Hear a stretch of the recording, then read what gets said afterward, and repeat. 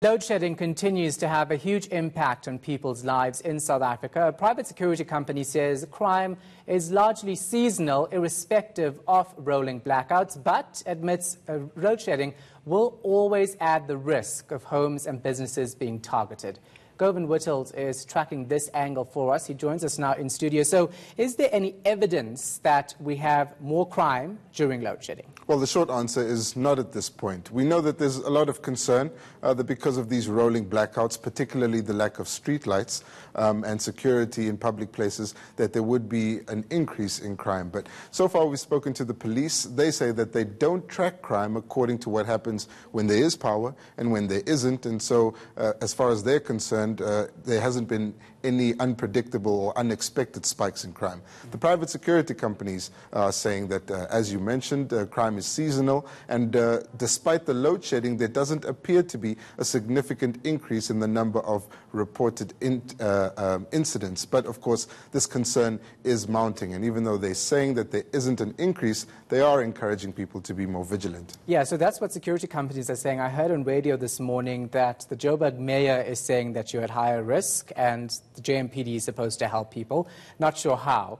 But the private security companies, nevertheless, Govan, are still saying people should be extra vigilant during these periods. And they're expecting people to essentially beef up their own private security at home. So where you would have a system with a different company, they're asking you to get backup batteries, but they're also saying that you should remain in close contact with the security companies as well as the SAPS and be on the lookout for the off-spins from load shedding. So because we're using more candles and more gas, there's a higher risk of fires breaking out. And now there's been an advisory to say people should keep fire extinguishers on hand because they're picking up this increased risk. I mean, load shedding is costing us for every little single small thing. Food going off, a proper electricity, security for your home. There's like so many things that you have to pay for. What are people saying about this? I mean, these extra costs incurred is not what we planned for, obviously. The people on the streets are definitely more concerned, and they believe that there is